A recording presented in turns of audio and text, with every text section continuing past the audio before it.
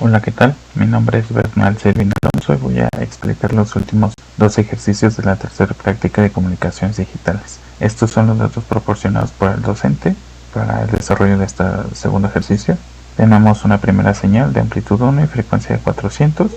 una segunda señal de amplitud 5 y frecuencia de 450, ambos con un sample time de 0.001, un módulo sumador de ambas señales, seguido de un scope que nos permite ver la resultante de esta suma, un bloque codificador que nos permite hacer la cuantización con 11 niveles de cuantización y un PEC de 6, ya que las amplitudes de nuestras señales al sumarse dan esto como resultado, un primer to workspace que nos permite guardar esta señal original con un límite de muestras de 100.000 y un sample time como el de las señales de 0.0001. Tenemos un bloque codificador que nos permite hacer la comparación con la ley A de PCM, un segundo scope que nos permite ver la señal original después de la cuantización y comparación, un to workspace que nos permite guardar esta señal con un límite de 100.000 muestras y un sample time de 0.0001. Tenemos un convertidor de entero a bit, ya que nuestro canal es binario. El canal tiene una probabilidad de error del 0.07 y una semilla de 105, como le indican los datos. En la entrada del receptor tenemos un convertidor de vida entero, un tercer scope que nos permite visualizar la señal recibida, un bloque PCM de ley A que nos permite hacer la expansión de nuestra señal recibida, y finalmente un bloque que nos permite hacer la reconstrucción con los 11 niveles de cuantización y el PEC de 6, un cuarto y último scope que nos permite visualizar la señal recibida después de la expansión y de la reconstrucción, y un último to workspace que nos permite guardar la señal recibida después de la expansión y reconstrucción con un límite de muestras de 100.000 y un sample time de 0.001. Ejecutamos el programa y tenemos lo siguiente. Tenemos 4 scopes.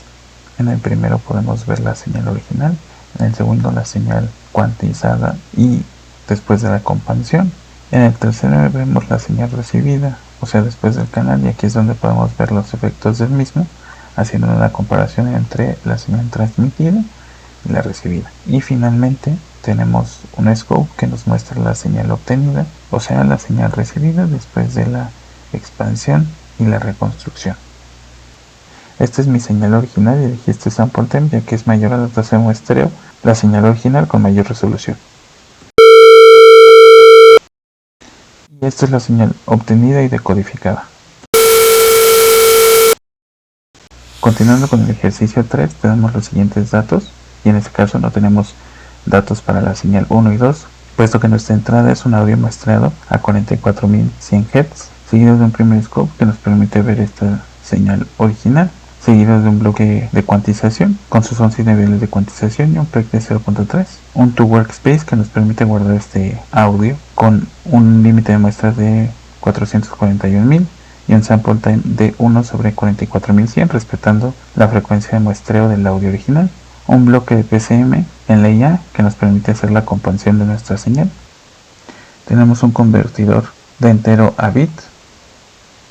un segundo scope que nos permite visualizar la señal transmitida, es decir, después de la cuantización y la comparación, un segundo to workspace donde vamos a guardar la señal después de la cuantización y la comparación con un límite de muestras de 441.000 y un sample time de 1 sobre 44.100. Tenemos el canal que conserva la probabilidad de error del 0.7 y la semilla de 105. A la entrada del receptor tenemos el convertidor de vida entero, un tercer scope que nos permite visualizar la señal recibida, un bloque de PCM en ley A para la decodificación que nos permite hacer la expansión de nuestra señal, un decoder con los 11 niveles de cuantización y un PEC de 0.3 como en el anterior que nos permite hacer la reconstrucción de nuestra señal, un cuarto y último scope donde podemos visualizar la señal obtenida después de la expansión y la reconstrucción, y finalmente un to workspace que nos ayuda a guardar la señal obtenida después de la expansión y la reconstrucción con un límite de muestras de 441.000 y un sample time de 1 sobre 44.100. Ejecutamos el programa y obtenemos los siguientes resultados. Tenemos los siguientes 4 scopes acotados de 0 a 0.5 aproximadamente. En el primero podemos observar la señal original, en el segundo vemos la señal original después de la cuantización y la compansión. En el tercero vemos la señal recibida, esto significa que es después del canal, y aquí es donde podemos ver los efectos del mismo, ya que si comparamos la señal transmitida con la recibida, podemos notar las diferencias que el propio canal agrega a la señal transmitida. Y finalmente tenemos la señal obtenida, que es la señal recibida después de la expansión y la reconstrucción.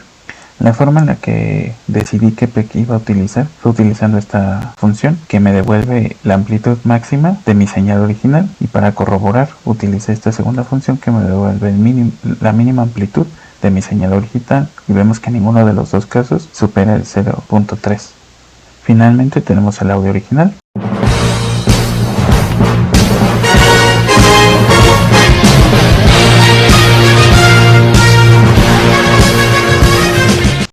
Y el audio obtenido, expandido y reconstruido.